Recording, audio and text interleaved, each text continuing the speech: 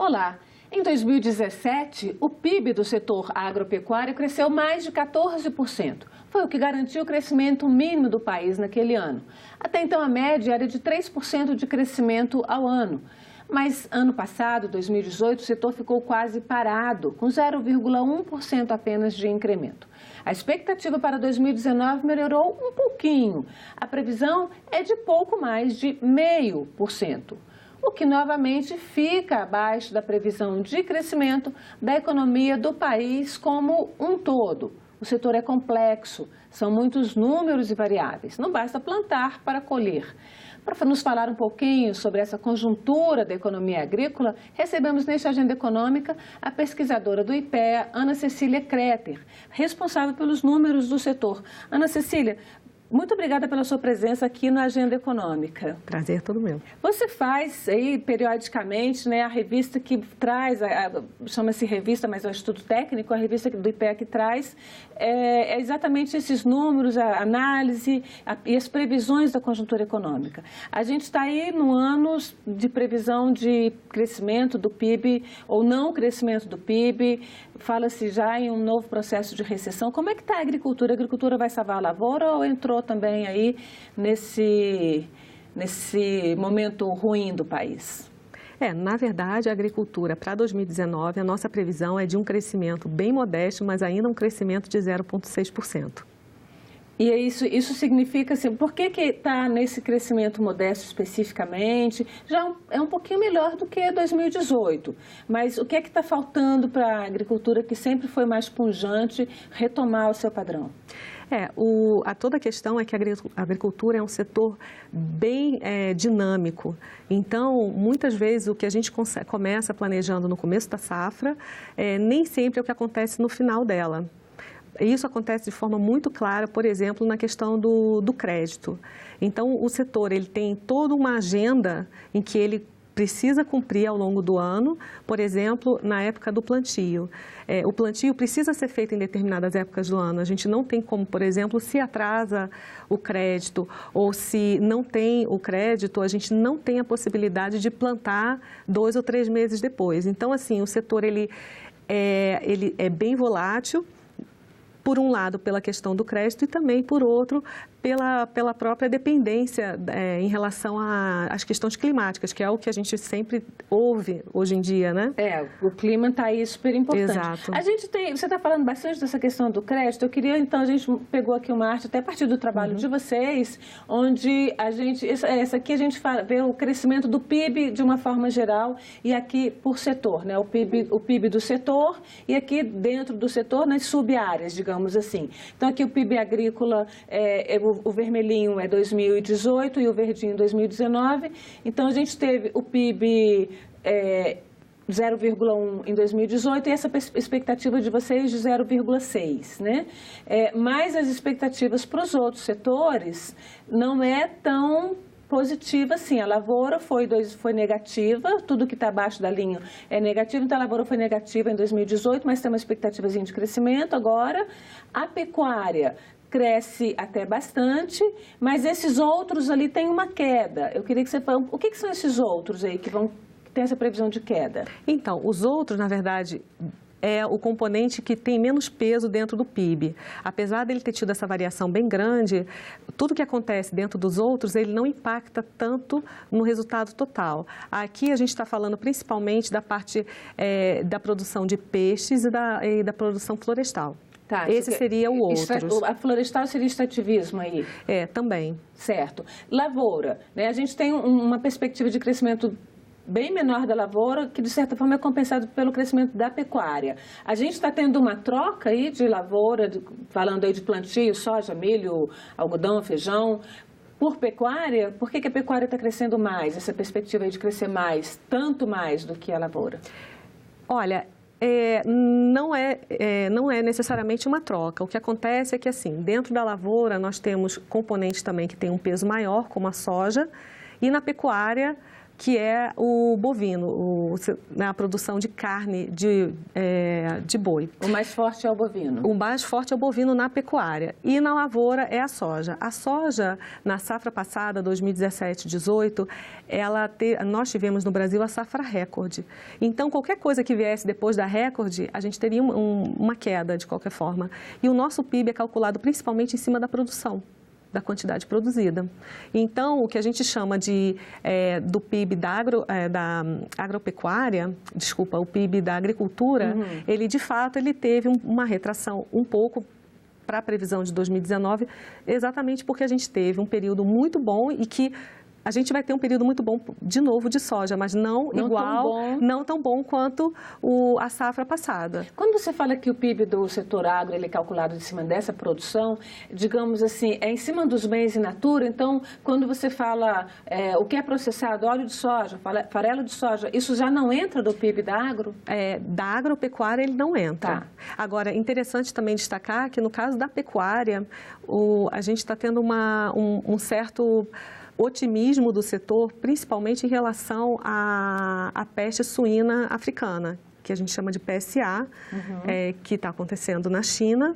E, no caso, a China é o nosso principal comprador então, se eles estão reduzindo lá o estoque deles, a produção deles, vocês acreditam que eles vão aumentar? Porque a produção de suínos na China depende muito da importação de soja, principalmente do farelo de soja.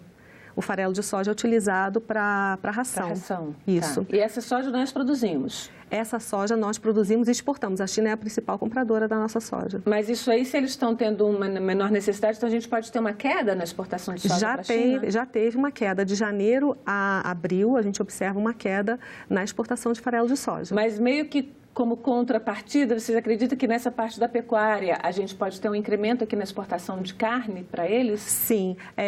Bom, pensando ainda na questão dos grãos, o que acontece é que a China, pelo fato de ter nesse momento um problema com os suínos, eles estão produzindo mais aves.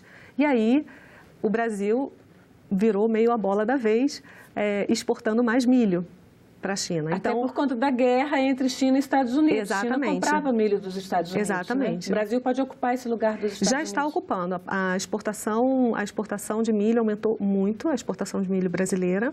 Então, esse já é um desdobramento, se a gente pode pensar, positivo.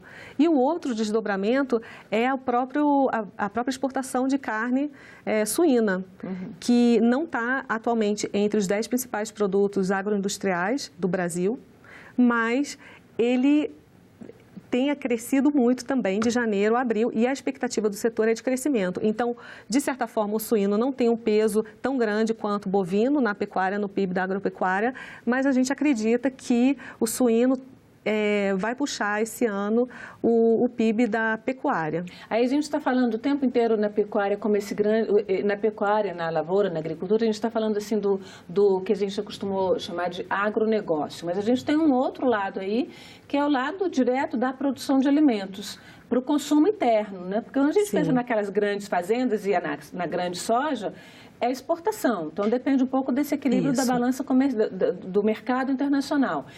Onde é que entra aqui a produção de alimentos? Porque hoje, né, o que a gente sabe é que a produção, a pequena agricultura e a produção de alimentos mesmo, arroz, feijão, verduras, tem uma importância muito grande nesse total do PIB. Então, porque o que acontece é o seguinte, a gente tem alguns produtos que são tipicamente, nós chamamos de commodities, que são produtos que praticamente produzidos para exportação, mas também temos produtos como o milho, que a gente tem um consumo interno muito grande. Então, a gente não tem como dividir entre commodities que seriam só para o mercado internacional e outras só para o mercado doméstico. Até que não tem um peso muito grande, mas até a questão, por exemplo, das frutas, nós exportamos também muitas frutas, mas comparado aos outros produtos agropecuários, ele é insignificativo. Então, assim, é difícil a gente dividir realmente o que é só mercado interno e o que é mercado internacional. Então, não dá para avaliar, inclusive, esse crescimento, se ele é um crescimento mais nesse nível de agronegócio, das grandes empresas, que é o que quando a gente fala, é o que aparece mais, ou se isso daí também tem o impacto, por exemplo, da agricultura familiar. Dos orgânicos, que também é um mercado crescente. Porque, por exemplo, até no próprio caso dos orgânicos ou da agricultura familiar, tudo que normalmente a gente tem uma produção intensiva de mão de obra, como é o caso de hortaliças, e são produtos perecíveis, normalmente a gente trabalha com a produção regional. Então, quem abastece o mercado, por exemplo, da cidade de São Paulo, normalmente são as cidades do entorno de São Paulo, assim como Brasília, as cidades do entorno de Brasília. E essa agricultura com mais mão de obra, ela é caracterizada pela agricultura familiar. Então, aí você falou numa coisa interessante que é a mão de obra, né? A agricultura tem tido esse peso importante no PIB, mas ela tem esse peso que ela tem no crescimento do produto interno bruto do país. Ele se reflete, por exemplo, na geração de mão de obra.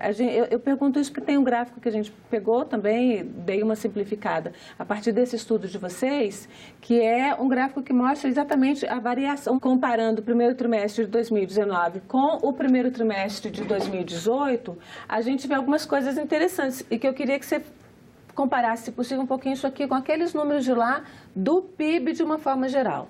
A agricultura, ela é importante hoje como geração de mão de obra? Ela não é a primeira geradora de mão de obra, né? Ou requisitadora de mão de obra, geradora de empregos, digamos assim. Ela não é a primeira, né?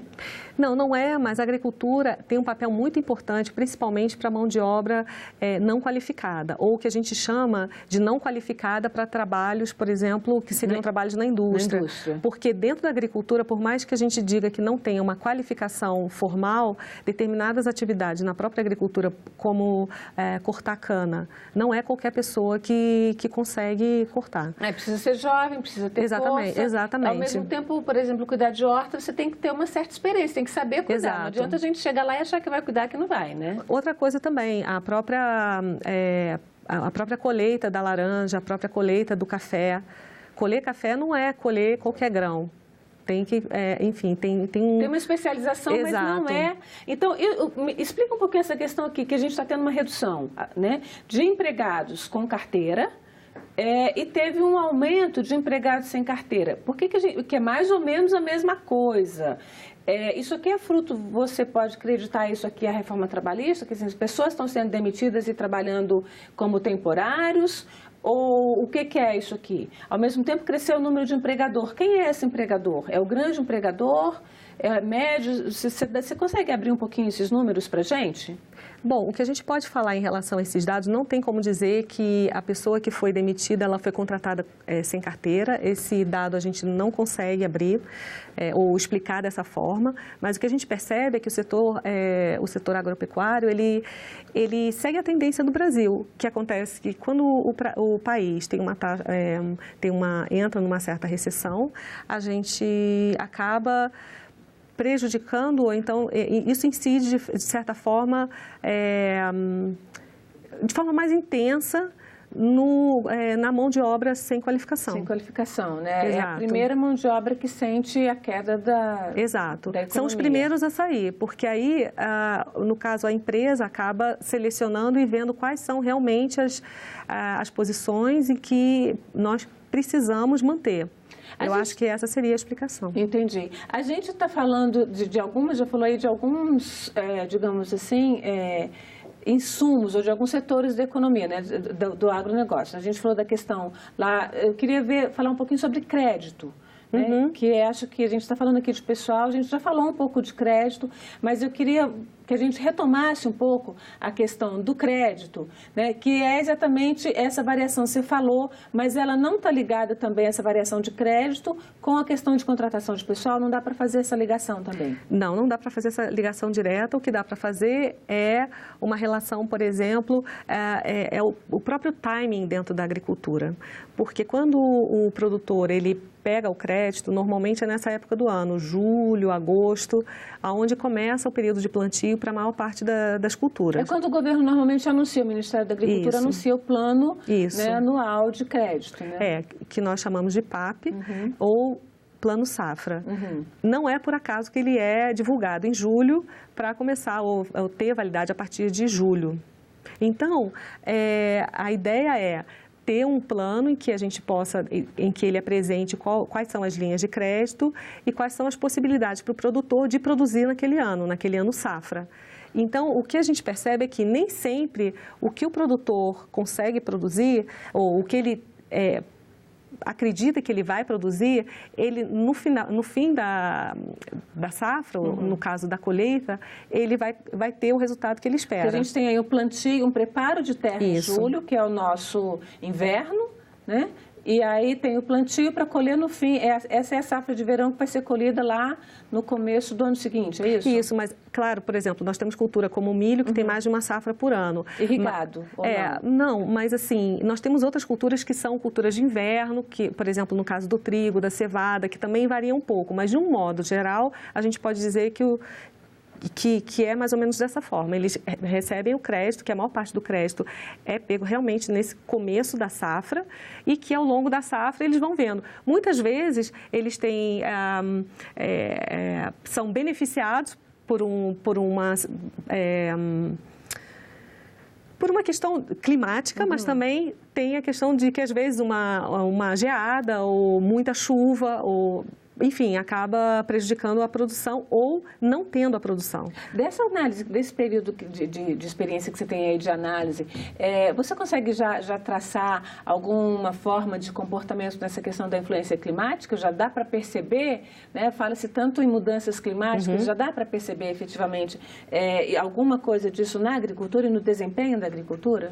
Totalmente, né? E se eu soubesse exatamente como é que seria, eu acho que eu teria a chave do baú do ouro, de ouro, porque realmente é o que todo mundo quer. Justamente tem vários estudos, inclusive de previsão. O que acontece é que a previsão que nós tínhamos antigamente, inclusive as estações mais definidas, a gente não tem hoje em dia de forma tão clara. E aí também tem fenômenos como o El Niño, a Laninha, que de tempo em tempo atrapalha um pouco a questão da produção. Paralelo a isso, que eu acho que também influencia bastante na questão do PIB, é o próprio mercado internacional para as commodities. Então, de repente, nós tivemos uma safra excelente, uma produção que bombou, e eu acho que aí a gente pode até fazer o link de novo com a soja. Nós tivemos a safra recorde, mas atualmente o preço está lá embaixo. Então, o que acontece? No caso da soja, ainda existe a possibilidade de segurar um pouco o estoque.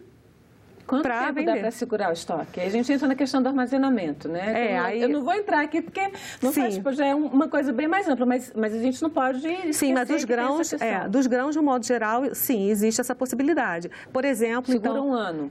Mas a China fez isso. Ela trabalhou durante um tempo com o estoque que ela tinha e agora não tem mais, precisa do mercado. Então, é um setor muito dinâmico. É muito difícil de fazer uma previsão 100% ou próxima por um período maior. Então, a gente já falou de empréstimo, de clima, de mão de obra. Eu queria falar um pouco sobre os insumos, né? Que é uma coisa que os agricultores sempre colocam, não é só comprar semente e plantar, não é você que os antigos reservavam tanto de semente do plantio do ano anterior para ser a semente do ano seguinte. Hoje é uma indústria. Se a gente pegar principalmente esse setor que trabalha com commodities.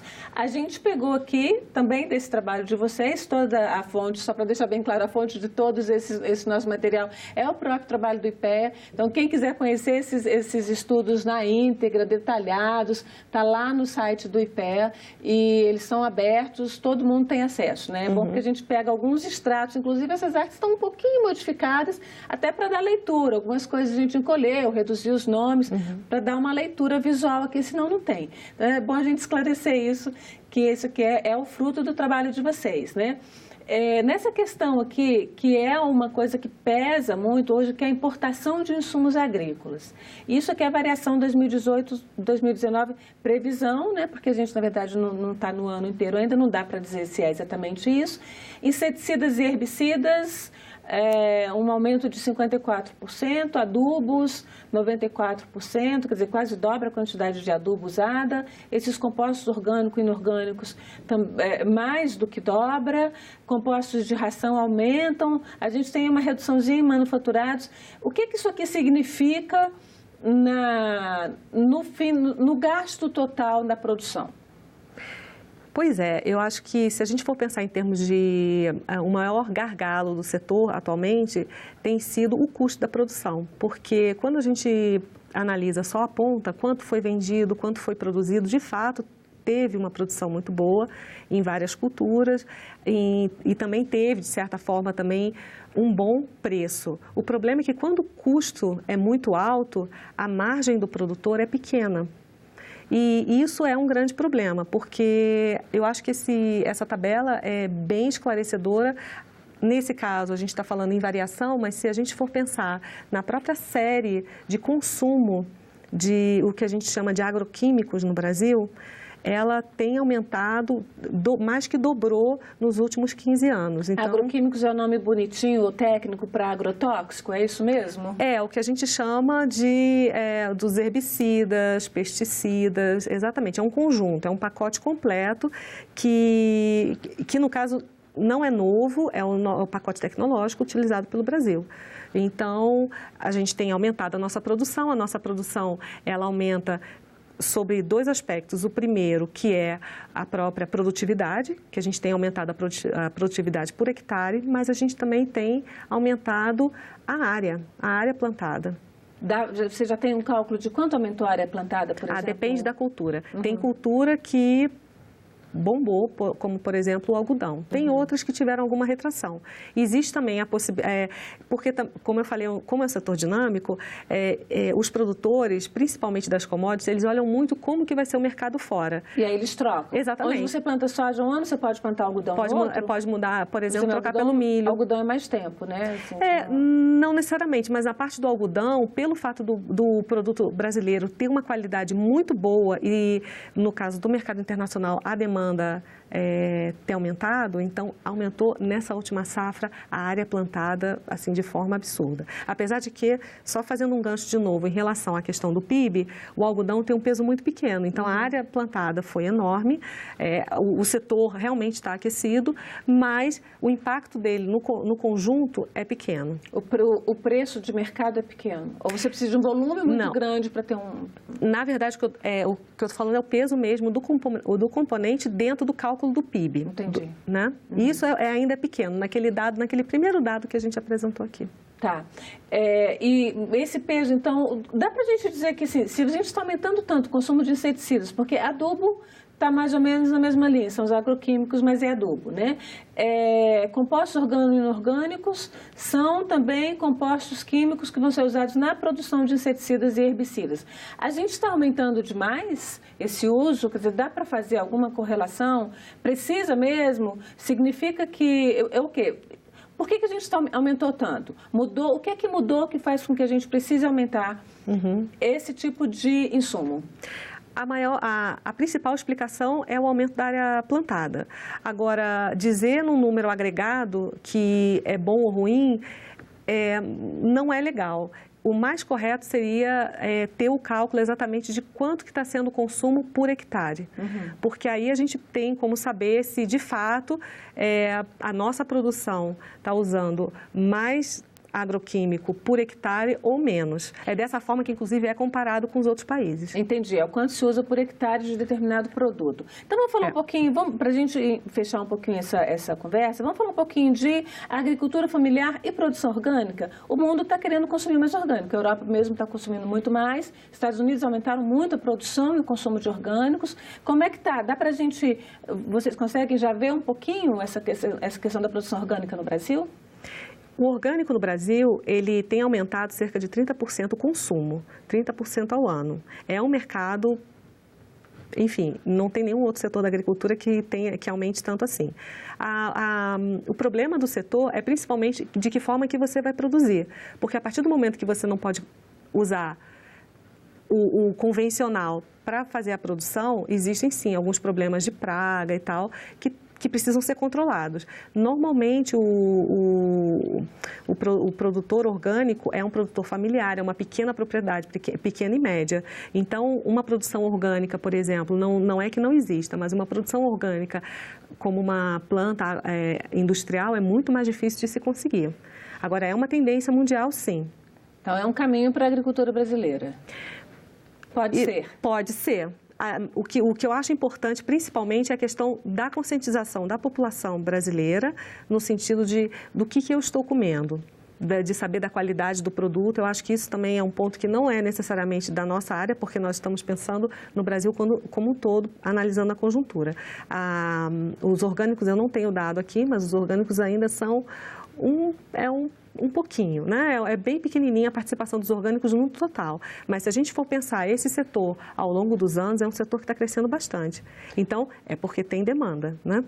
Ana Cecília, muito obrigada pela sua presença aqui na Agenda Econômica.